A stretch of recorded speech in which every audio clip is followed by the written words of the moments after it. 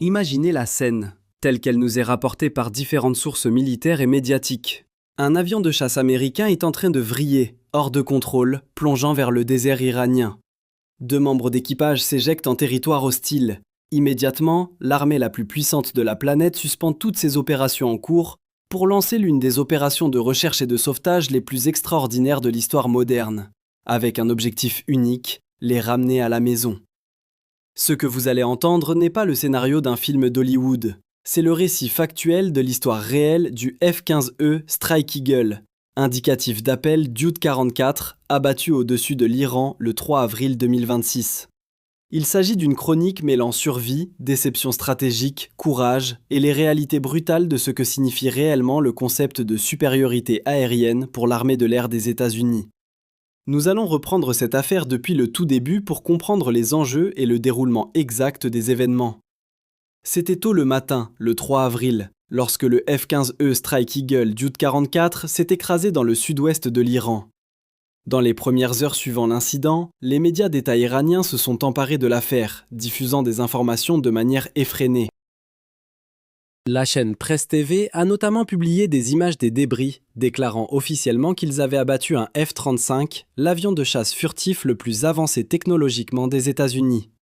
Cependant, cette affirmation a immédiatement déclenché un signal d'alarme majeur chez les observateurs.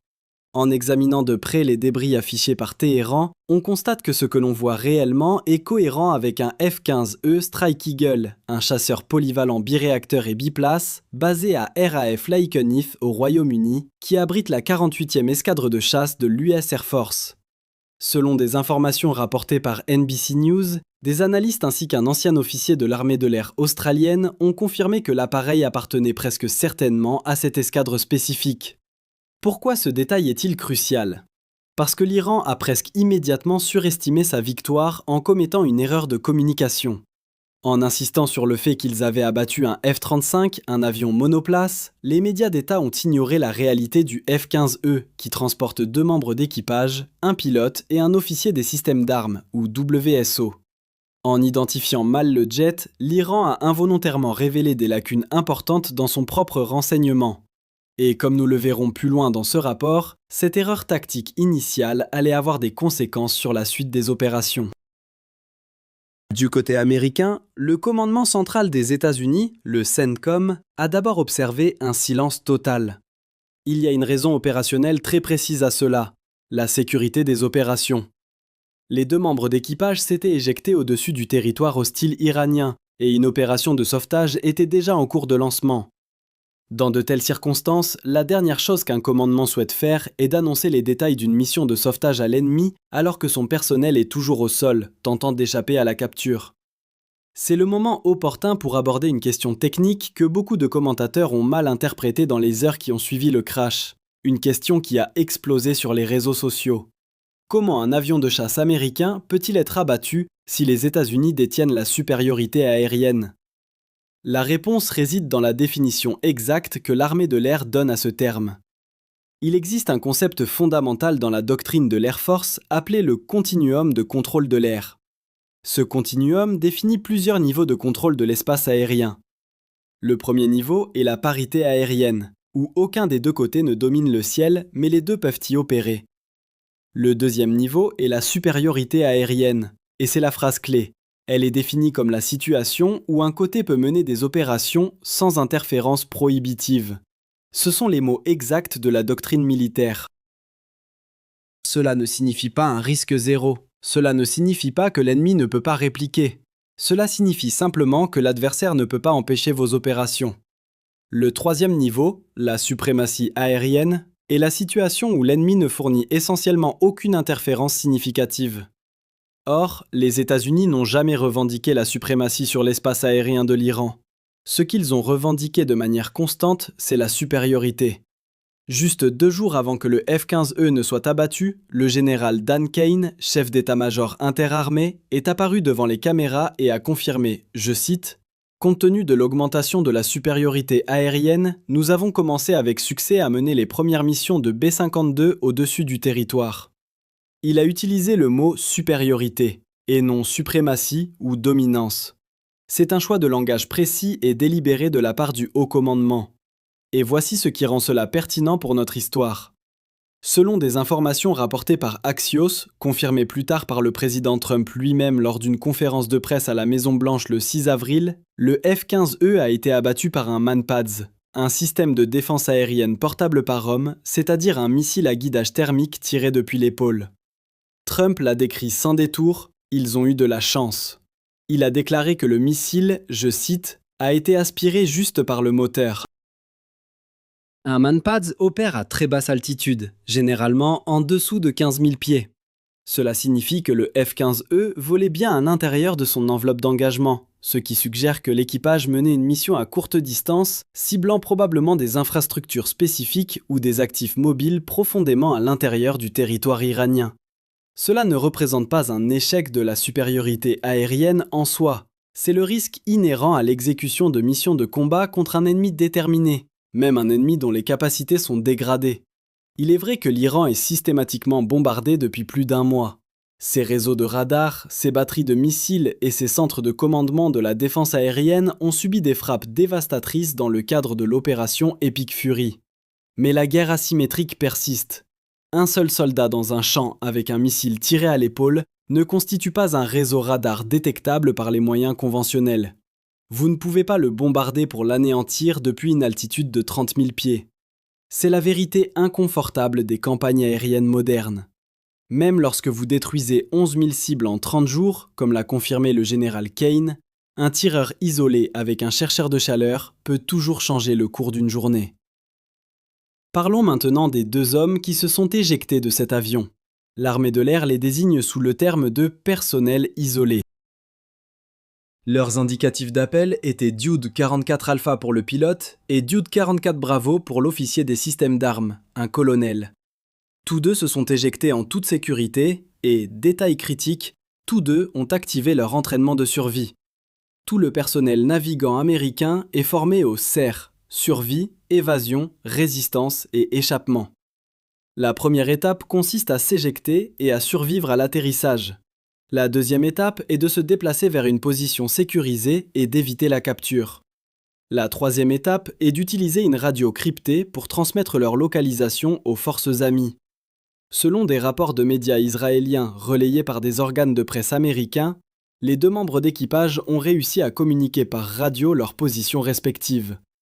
C'était une nouvelle extrêmement positive pour le commandement américain. Cela signifiait qu'ils avaient survécu à l'éjection, qu'ils étaient cohérents et que le protocole d'entraînement tenait bon. La mission de sauvetage a été lancée presque immédiatement. Et c'est ici que cette histoire se transforme, passant d'une crise à quelque chose de véritablement extraordinaire sur le plan opérationnel. L'élément de tête était la communauté de récupération du personnel de l'armée de l'air, les Para-Rescue Jumpers ou PJ, dont la devise est « pour que d'autres puissent vivre ». Ce sont des opérateurs spécialisés formés au sauvetage en milieu périlleux, à la médecine de champ de bataille et à l'action directe. Ils ne traitent pas cela comme un simple travail, ils appellent cela une mission sans échec. Ils sont prêts à donner leur vie pour ramener des Américains. Ils étaient accompagnés d'un élément de sécurité issu de la communauté plus large des opérations spéciales, comprenant des Navy Seals, des Bérets Verts, des opérateurs du MARSOC et des éléments du 160e Special Operations Aviation Regiment, les Night Stalkers, qui fournissent les hélicoptères spécialisés. La première phase de l'opération, visant à récupérer le pilote, Dude 44 Alpha, a été achevée pendant les heures de clarté le vendredi 3 avril, dans ce que le CENTCOM a plus tard confirmé avoir été une opération de 7 heures. Selon Defense Scoop, cette mission a déployé 21 aéronefs volant à très basse altitude à travers un espace aérien hostile actif. Un hélicoptère de recherche et de sauvetage HH-60 Jolly Green 2 a exécuté l'extraction, flanqué d'avions A-10 Thunderbolt fournissant un appui aérien rapproché, et d'avions HC-130 Combat King 2 gérant les communications et le ravitaillement en vol. Mais le cas de l'officier des systèmes d'armes, Dude 44 Bravo, était différent et plus complexe.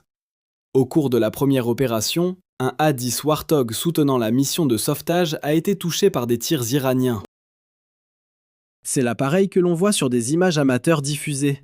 Un membre du corps des gardiens de la Révolution islamique, CGRI, au sol tirant dessus avec un fusil, tandis que l'hélicoptère et l'A-10 poursuivaient leur route sans riposter directement. La priorité absolue était de localiser le membre d'équipage et non d'engager chaque menace au sol. Le pilote de l'A-10 a poursuivi sa mission malgré les dommages, a piloté l'avion jusqu'à l'espace aérien d'un autre pays, puis a pris la décision de s'éjecter lorsqu'il est devenu clair que l'appareil ne pouvait pas atterrir en toute sécurité. Ce pilote a été récupéré rapidement et se porte bien. 2 hélicoptères Black Hawk ont également été touchés et endommagés lors de l'opération de vendredi, mais tous deux ont réussi à revenir à la base. Pendant ce temps, le WSO, Dude 44 Bravo, s'était déplacé. Et c'est là que les montagnes de Zagros sont devenues à la fois le défi de l'ennemi et le salut de l'aviateur. Selon des informations rapportées par le magazine Time et confirmées par de hauts responsables de l'administration lors du briefing de la Maison-Blanche le 6 avril, le colonel s'était éjecté, avait subi des blessures compatibles avec le traumatisme physique d'une éjection à haute vitesse, puis avait commencé à grimper. Il s'est déplacé dans une crevasse dans le terrain montagneux du sud-ouest de l'Iran, dans la province de Kogiluye et Boye Ahmad. Il saignait, il se cachait, il attendait et il transmettait. À un moment donné, les responsables américains sont devenus inquiets lorsqu'ils ont intercepté un message de l'aviateur qui disait simplement « Dieu est bon ». Selon CBS News, cette formulation a initialement soulevé l'alarme, faisant craindre qu'il n'ait été capturé et forcé de parler sous la contrainte. Il s'est avéré que c'était exactement ce que cela semblait être, un homme seul sur le flanc d'une montagne, blessé, reconnaissant d'être encore en vie. L'Iran, quant à lui, était totalement mobilisé pour contrecarrer les efforts américains. Le CGRI avait dépêché des milliers de membres du personnel pour le trouver. Les médias d'État iraniens offraient une prime, l'équivalent de 60 000 $, à tout local qui pourrait aider à localiser et à remettre l'Américain aux autorités. Toute la région était en train d'être bouclée, et le gouvernement iranien affirmait haut et fort, sans aucune preuve, qu'il avait déjà capturé les 2 membres d'équipage. Ce mensonge a eu son importance, car tant que l'Iran formulait des revendications sans preuve matérielle, cela confirmait ce que les États-Unis espéraient. Le WSO était toujours en liberté. Revenons à la montagne. La CIA était déjà impliquée avant le lancement du 2e sauvetage. Selon plusieurs hauts responsables de l'administration s'exprimant sur CBS News, l'agence a initié une opération de déception stratégique. Ils ont diffusé de fausses informations à l'intérieur de l'Iran en utilisant des actifs humains et ce que les responsables ont décrit comme des capacités techniques exquises, suggérant que les forces américaines avaient déjà localisé le WSO et le déplacé au sol vers un point d'extraction. Ces informations étaient totalement fabriquées. Elles ont été conçues pour éloigner les forces de recherche iraniennes de sa localisation réelle. Pendant que la déception fonctionnait, des actifs de la CIA traquaient l'aviateur jusqu'à sa position exacte dans la crevasse de la montagne et transmettaient ses coordonnées au Pentagone et à la Maison-Blanche. Le président Trump a alors ordonné une mission de sauvetage immédiate. Ce qui a suivi a été, à tout point de vue, stupéfiant par son ampleur. Selon Defense Scoop et confirmé par le général Kane et le président Trump lors du briefing de lundi, la 2e mission de sauvetage a impliqué 155 aéronefs. Cela comprend 4 bombardiers, 64 chasseurs, 48 avions de ravitaillement, 13 avions de sauvetage dédiés, des drones tactiques et des plateformes de soutien. Des aéronefs américains ont été dépêchés simultanément vers 7 endroits différents à travers l'Iran. Non pas parce que le WSO se trouvait à cet endroit, mais pour confondre les forces iraniennes et rendre impossible la prédiction de l'endroit où l'extraction réelle avait lieu. Trump l'a décrit clairement lors de la conférence de presse. Nous voulions qu'ils pensent qu'il était dans un endroit différent parce qu'ils avaient une vaste force militaire là-bas. Les forces d'opération spéciales ont établi un point d'armement et de ravitaillement avancé, un FARP, dans une étendue plate de la région montagneuse, y faisant voler de multiples hélicoptères et avions à voilure fixe. À un moment donné au cours de l'opération, 2 avions de transport C-130 Hercule sont restés bloqués sur l'aérodrome improvisé et n'ont pas pu redécoller. Plutôt que de les laisser tomber aux mains des Iraniens, les forces américaines les ont détruits au sol.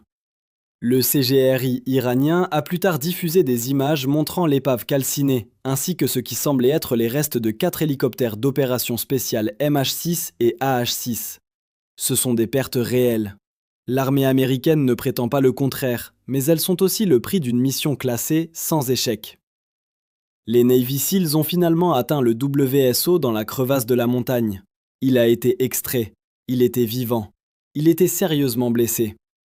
Tôt dimanche matin, le dimanche de Pâques 5 avril 2026, le président Trump a publié un message sur Truth Social. Le message faisait 3 mots. We got him. Nous l'avons eu. Il a suivi ce message d'une déclaration à NBC News, qualifiant l'événement de miracle de Pâques. Et puis, de manière caractéristique, il a ajouté « Les Iraniens pensaient qu'ils l'avaient, mais ce n'était même pas proche ». Le briefing de lundi de Trump a clarifié le tableau complet. Le général Kane a décrit l'opération comme l'une des missions les plus complexes et difficiles de l'histoire des opérations spéciales américaines. Il a confirmé qu'aucun membre du service américain n'avait été tué au cours de l'extraction. Le WSO, un colonel hautement respecté, avait subi des blessures mais survivrait. Selon le résumé opérationnel de Wikipédia, des sources iraniennes ont reconnu que 3 membres du CGRI avaient été tués pendant le sauvetage, y compris le brigadier général Massoud Zarei, commandant du collège de défense aérienne de l'armée iranienne, qui aurait été tué dans une frappe aérienne américaine près de Mahar Isfahan pendant l'opération. Prenons maintenant du recul pour absorber ce que ce moment signifie réellement sur le plan stratégique. Certains analystes encadrent l'abattage du F-15E comme un échec, et à un certain niveau, c'est une donnée qui exige une évaluation honnête. Selon NBC News, cet incident, la première perte confirmée d'un aéronef américain avec équipage sous des tirs iraniens depuis le début de la guerre le 28 février, dissipe la version la plus simpliste du récit selon laquelle les États-Unis ont un contrôle total et incontesté sur l'espace aérien iranien. Comme l'a déclaré l'ancien commandant du CENTCOM Kenneth McKenzie Jr. à des journalistes, de telles pertes sont, selon ses mots, une conséquence acceptable d'opérations de combat soutenues. Aucune guerre n'est sans friction. Aucune supériorité aérienne, aussi écrasante soit-elle, n'élimine entièrement le risque. Mais voici l'autre côté de cette équation. L'Iran a déployé des milliers de membres du personnel. Ils ont offert des primes en espèces. Ils ont revendiqué la victoire à plusieurs reprises et publiquement. Ils n'ont pas pu capturer un colonel blessé qui a survécu près de 50 heures dans une crevasse de montagne pendant que l'armée la plus puissante du monde venait le chercher. Les États-Unis, pendant ce temps, ont déployé 155 aéronefs, lancé une opération de déception de la CIA, établi une base d'opération avancée en territoire hostile et extrait les 2 membres d'équipage sans un seul décès américain. Ce n'est pas un récit de faiblesse. C'est une démonstration de capacité qu'aucune autre armée sur Terre ne pourrait reproduire. Il y a un autre fil conducteur dans cette histoire qui mérite attention et qui nous éloigne brièvement de la montagne. Au cours de la même période que l'opération de sauvetage, des informations ont émergé selon lesquelles une nièce de Qassem Soleimani, le commandant du CGRI assassiné en 2020, vivait aux États-Unis avec une carte verte sur la voie de la citoyenneté. Elle s'est exprimée publiquement en soutien au CGRI et à la République islamique. Sa carte verte a depuis été révoquée et elle est en cours d'expulsion. Cela fait suite à la révélation précédente rapportée pendant les premières semaines de la guerre selon laquelle la fille d'Ali Larijani résidait aux États-Unis alors même que l'Iran écrasait des manifestants dans les rues. Le schéma est frappant. Les familles de la classe dirigeante iranienne cherchent refuge dans le pays que leur gouvernement appelle le Grand Satan. Leurs enfants vivent ici, leurs actifs sont ici. L'hypocrisie n'est pas subtile. Maintenant, où cela laisse-t-il la guerre dans son ensemble ? L'opération Epic Fury a maintenant dépassé la barre des 40 jours. Les États-Unis et Israël ont lancé la campagne le 28 février 2026 avec des frappes surprises qui ont tué le guide suprême Ali Khamenei. Depuis lors, selon le groupe de défense des droits humains ANA, plus de 3500 personnes ont été tuées à l'intérieur de l'Iran, y compris plus de 1600 civils et au moins 244 enfants. 13 membres du service américain ont été tués. L'Iran continue de tirer des missiles dans la région. Un projectile a frappé un bâtiment résidentiel à Haïfa, en Israël, dimanche, blessant 4 personnes quelques minutes seulement après la confirmation du sauvetage. Le détroit d'Ormuz reste un point de pression. Trump a ouvertement menacé d'escalade si l'Iran ne rouvrait pas cette voie navigable vitale. Les négociations font l'objet d'un différend. Trump dit que les pourparlers sont en cours, l'Iran dit qu'il n'y a pas de négociation directe. Les 2 affirmations peuvent être simultanément vraies, jouant à travers des intermédiaires de manière que ni l'un ni l'autre côté ne reconnaîtra publiquement. Le sauvetage du F-15 est dans ce contexte un moment de clarté. La guerre n'est pas un laboratoire contrôlé. C'est de la friction, de la perte, de l'improvisation et le test implacable de la volonté institutionnelle. Les États-Unis ont perdu un aéronef et ont failli perdre 2 hommes. Ils ont ensuite engagé un niveau extraordinaire de ressources nationales, de renseignements, d'opérations spéciales, de puissance aérienne, de déception pour les ramener à la maison. Que cela signale de la force ou une surextension dépend entièrement de ce qui se passera ensuite. Ce que nous savons, c'est ceci. Le WSO est vivant. Il a gravi une montagne avec des blessures. Il a suivi son entraînement et quand le moment est venu, son pays est venu le chercher. C'est l'histoire de Dude 44 Bravo. C'est là que nous en sommes dans la guerre d'Iran ce soir.